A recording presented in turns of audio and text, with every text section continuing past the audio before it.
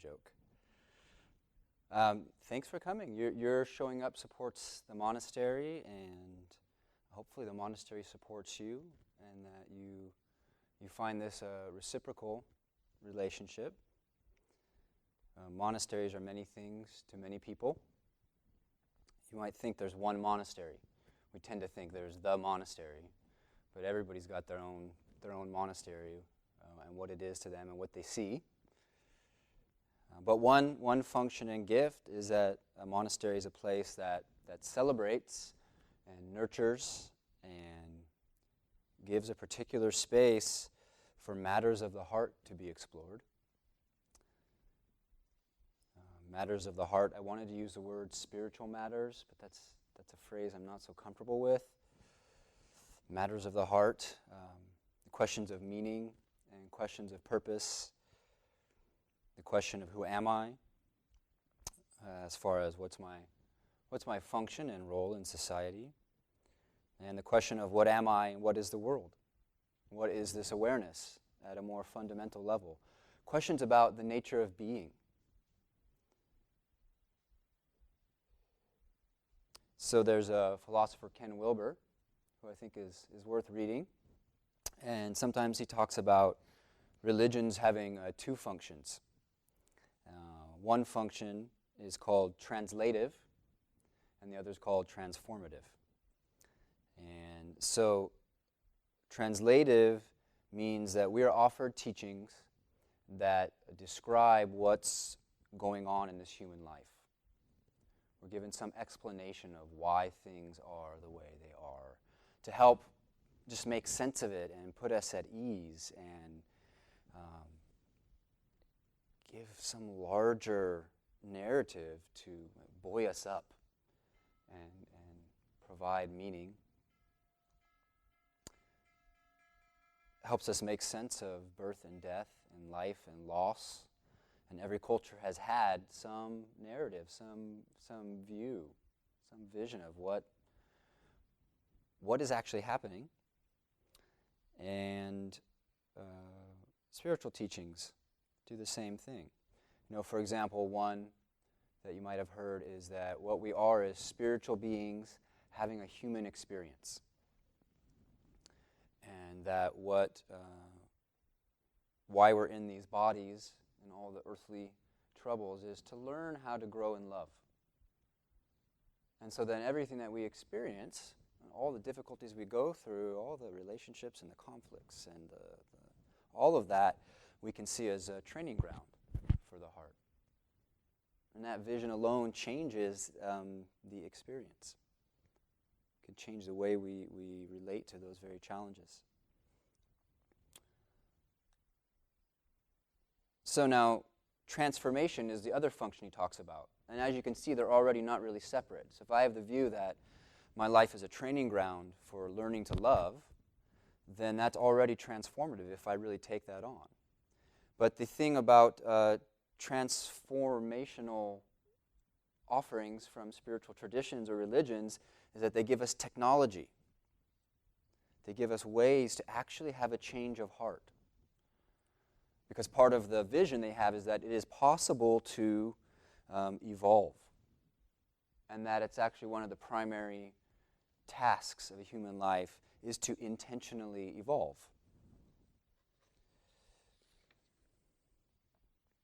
So they work in unison, ideally, translative and transformative. So a teaching I find interesting to contemplate, one particular teaching from the Sufi tradition, which is the contemplative branch of Islam. It says that human beings have three natures. And they're not ultimately separate, but it's helpful to tease them apart. So there's an instinctual or an animal nature in all of us. There's an individual or a personality drive or nature, and there's a spiritual nature. And that part of the spiritual life is bringing these into balance, and maybe we only know our animal nature or instinctual nature to some degree, our personality to some degree. We don't even know the spiritual nature. So we're given that context and told that all three of these are forces acting on the individual. So for example, right now, you might be aware of your body's call for more comfort. See? Exactly. That was your instinctual nature acting. Pain, got to change it. Right? Or you might be aware of your stomach gurgling and these sensations, and your instinctual nature interprets that as hunger. And you've got to take care of this body. And so it has its communications. You might also right now be conscious of social dynamics. So you're wanting to be in harmony with the group. And so maybe you are hungry, or maybe you are uncomfortable, and if no one was around, you would just kind of kick back, with your hands behind your head. Or you would pull out a box of crackers and start eating right now. But because the social nature, the personality nature is a force acting on you, that drive is you're not doing that. You're enacting harmony in some way or another. And yet, so let's say that both of those are going on for some of us. It often is for me during these kind of talks. I'm like hungry, I'm uncomfortable. I'm not just, getting up and leaving the room if I'm bored, right? So there's the instinctual and the social acting. But at the same time, I'm interested in what's being taught here, or else I wouldn't be here. I'm interested in being in a zendo because the spiritual nature calls to me. It has a force. It has an attraction. So these all might be going on for you right now. You might be aware of your spiritual nature itself, that in the midst of your discomfort and your social awarenesses, that there's something in you that is just kind of peaceful and vibrating silently. And that's there no matter what else is happening. So in this example of the three natures from this tradition, we're told what's going on in our inner dynamic. Some teachings to clarify what is happening in my being, and that's helpful. And we're also given a map of what's possible. We're told that, yes, there's your instinctual nature and your social, personal nature, but there's also something more. And then together with that, there's method. Method is offered. So in the Sufi tradition, for example, there's meditations to disengage from the instinctual mind and rest in inner silence. A lot of harmony with Zen teachings. That you rest in inner silence, and from that as the ground, there's a possibility of discovering, there is such a thing as a spiritual nature. This is a poem from Rumi, who's in that tradition. This poem is called Some Kiss. There is some kiss we want with our whole lives, the touch of spirit on the body. Seawater begs the pearl to break its shell, and the lily, how passionately it needs some wild darling. At night I open the window and ask the moon to come and press its face against mine. Breathe into me. Close the language door and open the love window.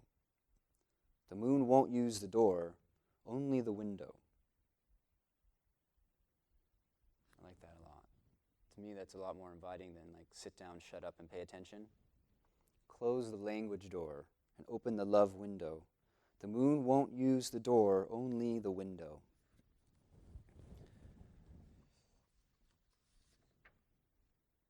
So I want to contemplate with you part of a teaching prayer from the Rinzai Zen Buddhist lineage, which is part of the heritage of this place. And we were studying some of these teachings of this lineage this weekend with a group of seniors and leaders in the community. We all came together, and for a couple days we were looking at a particular text. And this is actually something that we chant. I think we chant this one. The vow for awakening we chant on Sunday mornings. Is that correct? Yeah. We chant this one. Actually, it'd be really nice if we could recite it together. Can chant books be passed out? or pass down at least. You can just pass a stack down.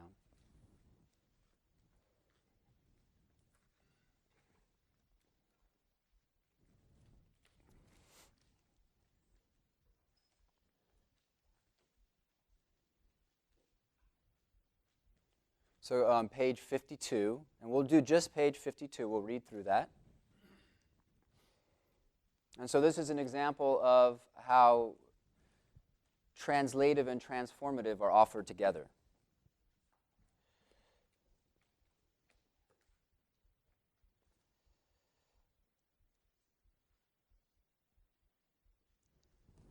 So let's read through it. Vow for awakening.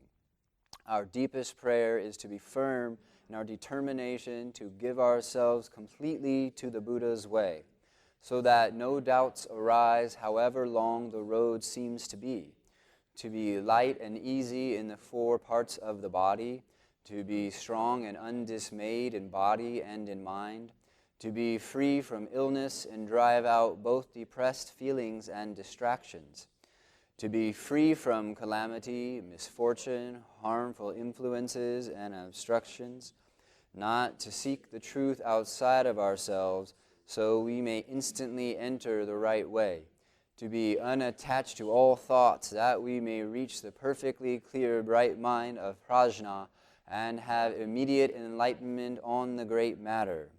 Thereby we receive the transmission of the deep wisdom of the Buddhas to save all sentient beings who suffer in the round of birth and death. In this way, we offer our gratitude for the compassion of the Buddhas and ancestors. So we'll stop there. Thanks. So I want to contemplate this with you a little bit. So it says, our deepest prayer is to be firm in our determination to give ourselves completely to the Buddha's way. So what is your deepest prayer? Think in your mind, what is your deepest prayer? There's something trustworthy about first thought, best thought. What's the first thing that comes up? Before, no, that's not deep enough. What's your deepest prayer? What's your deepest, let's say, wish, because prayer can mean different things. What's your deepest wish or your deepest vow? And is that the deepest one?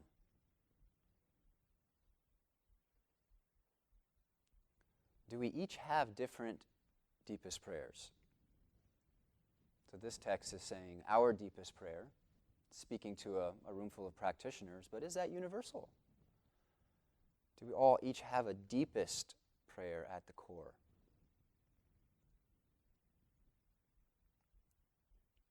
Do we all have the same deepest prayer, and that we just give it different words?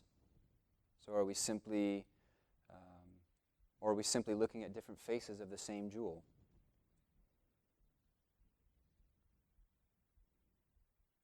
What's a deepest prayer? Sometimes I might think that my deepest prayer is for Kirsten Dunst to come to Sunday program. You know who Kirsten Dunst is? No. Yeah. Sometimes I think that's my deepest prayer. Feels it's very heartfelt. But is that my deepest prayer? So this text is suggesting that awakening is our deepest prayer. It's suggesting that knowing what we truly are at bottom, knowing the core of our being, is the deepest prayer of everybody. Is that true?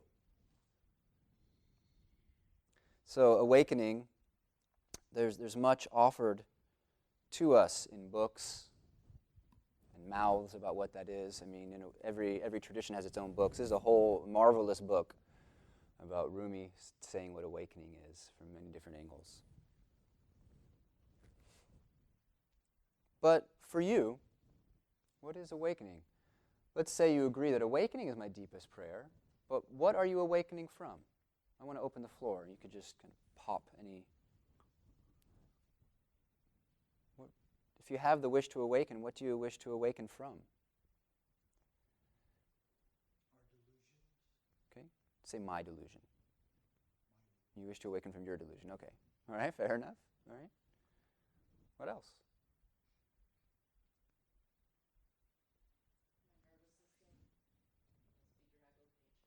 Okay.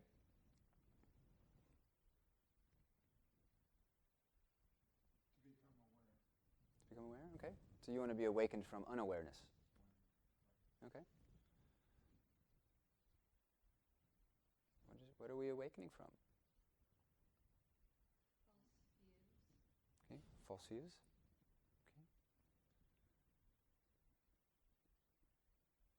Okay. This is a very personal question. Like I don't have an official answer.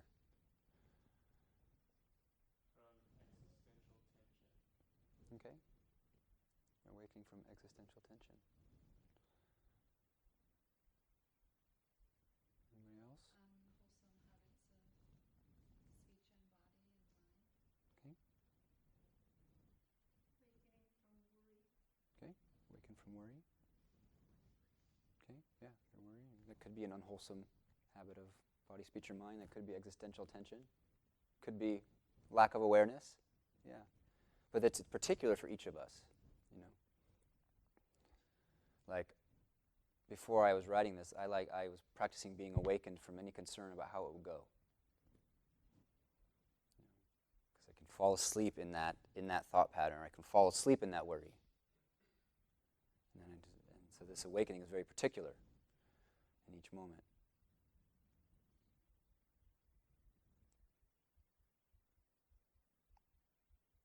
So this teaching says that there is a core dimension of our being that holds this work of awakening, and it manifests in, it's granular. It has a particularity for each of us at different times.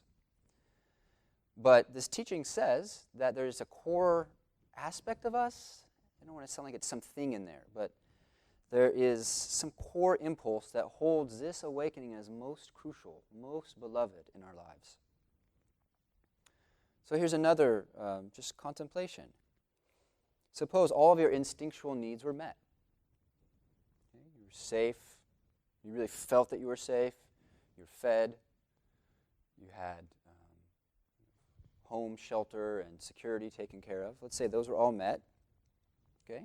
And let's say that the social motivations that tend to arise from competition and comparison and living in the shadows of others or our own ideals. Let's say all of that fell away. Okay? So you're healthy and safe, and also all the stuff that's about kind of wanting to get ahead of others or be somebody in opposition to somebody else not being somebody. If all that fell away, if that was lifted off like a shroud, then what would be called out of you? Then what would be... what would the inclination be? What remains when the instinctual energies are pacified or upgraded, the personal energies are mellow or upgraded? What remains then? That's part of the investigation.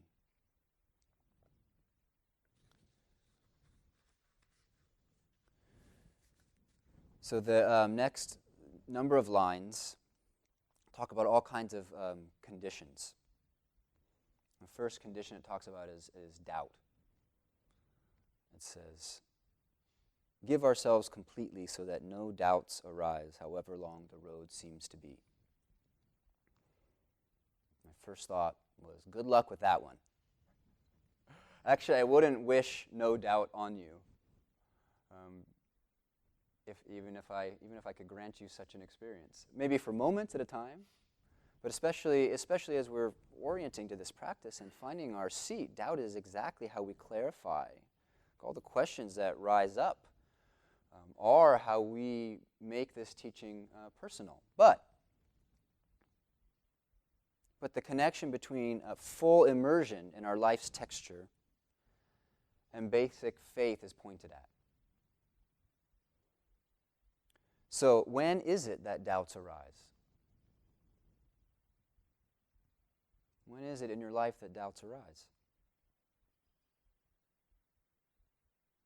What are the conditions that are present when dissatisfaction comes in? What's going on at those times? When doubts and dissatisfactions come in, are you immersed in the living texture of your life? Are you immersed, or are you reflecting and assessing? Are you plotting against the living texture of your life? It's one of the things it seems to be said here is that when we're giving ourselves completely to the Buddha's way, which is our life, when we're fully immersed, then that immersion doesn't leave room for the mind that steps back and says, this is right, this is wrong, no good.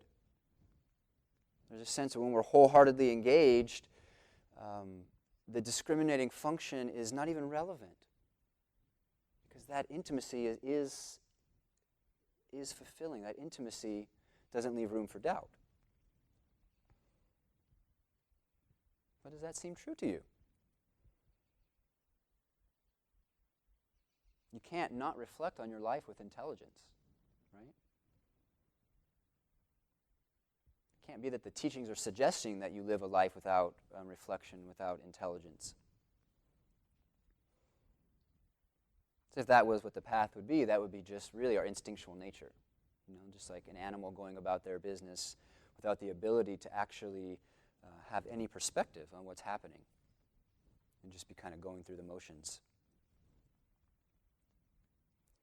So in this passage, I think we're already presented with some of the key methods of transformation in our Zen tradition.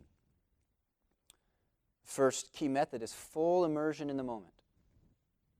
Full immersion in the moment. There are many techniques of meditation, many methods, but actually as you get to the more so-called advanced teachings, it's, if it could be called a practice, it is an unconditioned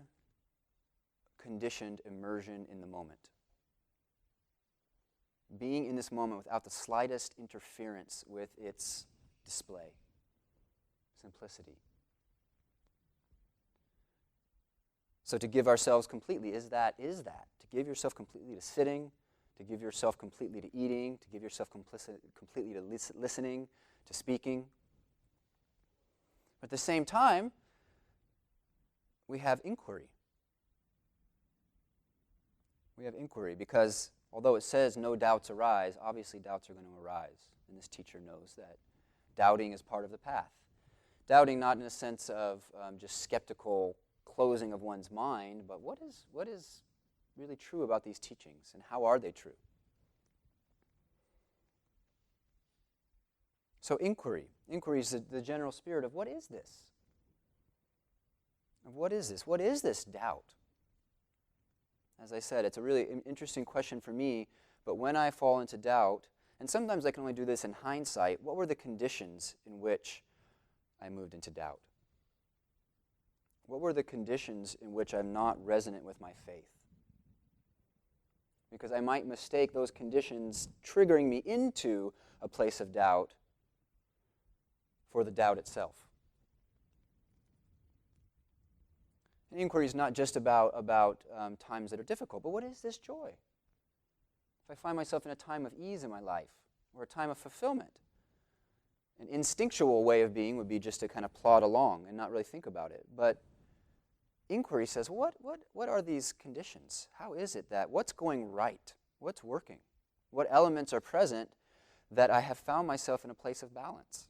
It's to use my intelligence to really get clear on that, to learn from both the challenging and the easeful.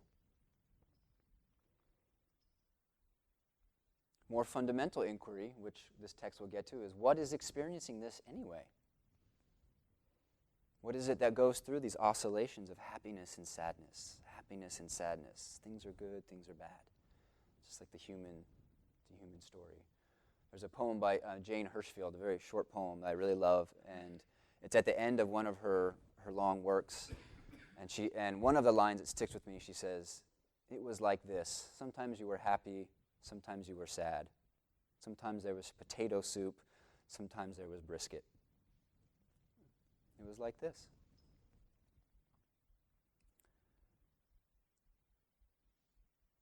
What ways do I slide into alienation from myself? When we look into conditions and the flow of conditions and really get smart about them.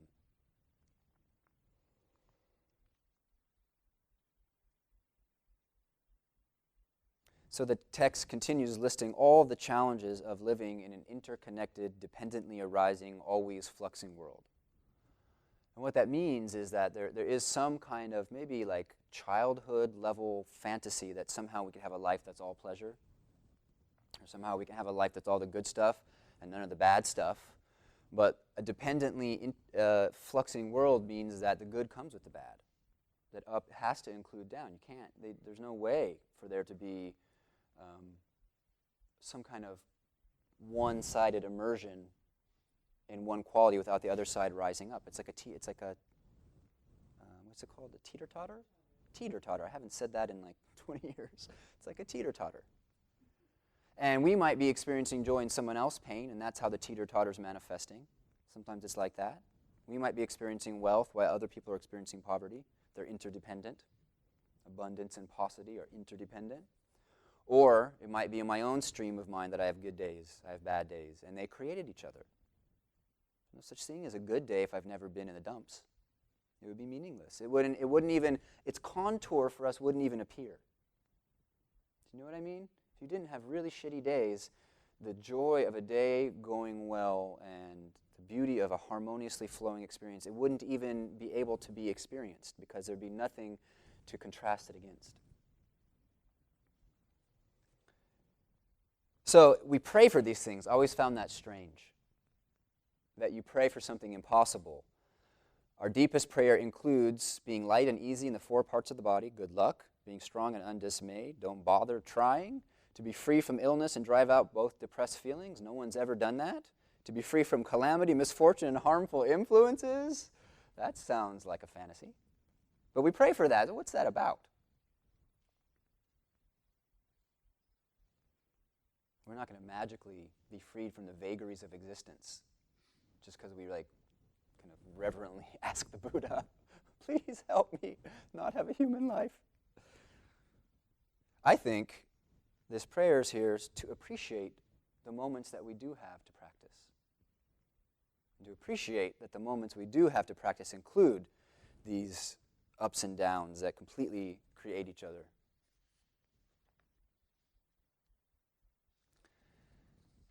It continues to be free from calamity, misfortune, harmful influences, and obstructions, not to seek the truth outside of ourselves, so we may instantly enter the right way. There's a little bit of a recipe here. Not to seek the truth outside of ourselves, which includes calamity, misfortune, depression, ups and downs, so we may instantly enter the right way.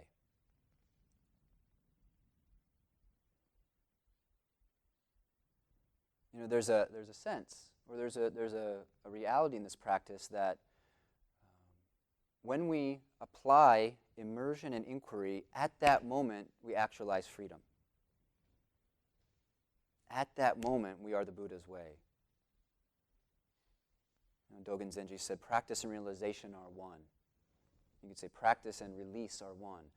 The moment we accept, and not just a passive submission to our lives, but we accept the texture of this moment and we look into it, so accept it in a wakeful way, that's a kind of freedom. That's a redemption of that very same texture that one could be burdened by or one could be in opposition to.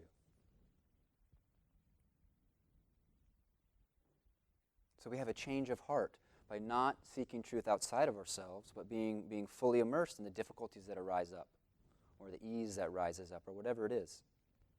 I found that's actually hard for me to be happy for very long without getting suspicious of it. Like when things are going really well in my life, I subtly sabotage it. I don't know if that's common. I see a couple smiles. Or what happens is I know that it can't really last forever. I know that up includes down. And so there's this little part in the back of my mind that goes, okay, don't get too comfortable here.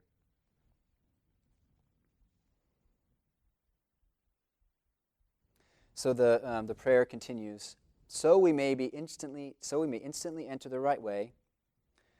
Our deepest prayer is to be unattached to all thoughts, that we may reach the perfectly clear, bright mind of prajna and have immediate enlightenment on the great matter. To be unattached to all thoughts, that may we reach the perfectly clear, bright heart of prajna. Maybe that's equivalent to what the Sufis mean by the spiritual nature. So this is an aspiration. I aspire. I incline towards this way of being, to be unattached to all thoughts. Recently, two phrases came to me that I think are that I want to start using. One is dis-adhere, and the other is re-magic. That when you dis-adhere from your thoughts, your life is re-magicked, or the life of life can actually display itself because the interference that's normally running is not there in the same way. So the first point I believe he's making is that, first of all, we can dis-adhere from our stories. And we have our making sense of ourselves, we have our place in the world and what happens to us, and that's not something to be eradicated. And that making sense of ourselves and who we are and our place in the world and what matters happens through our thinking minds. That's the only medium of meaning. The medium of meaning is language. The medium of thought is words. So you can't kill that, but you can dis-adhere. You can touch into a larger context. The perfectly clear, bright mind of prajna. So our personal story is not the whole story. It's like a chapter. It's not the whole story.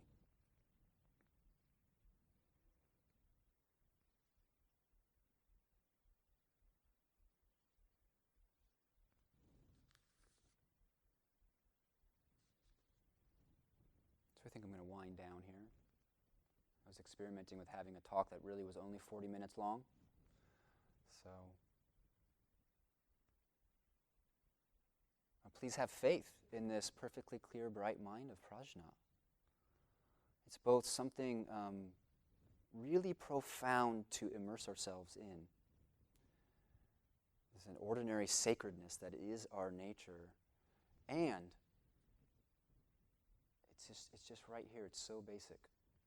It's just screened out by exclusively reading the book of ourself.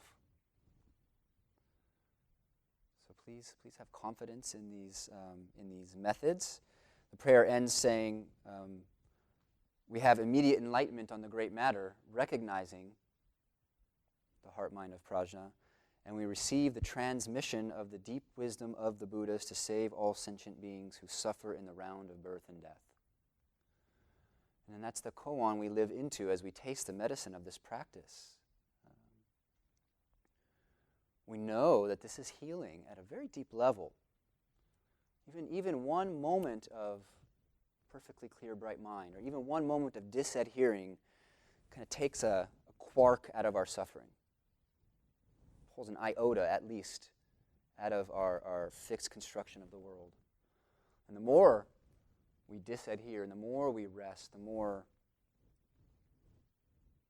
bits and pieces of the construction of a suffering person are removed. And then the story can be reworked and revisioned. And they say what comes forth is appreciation.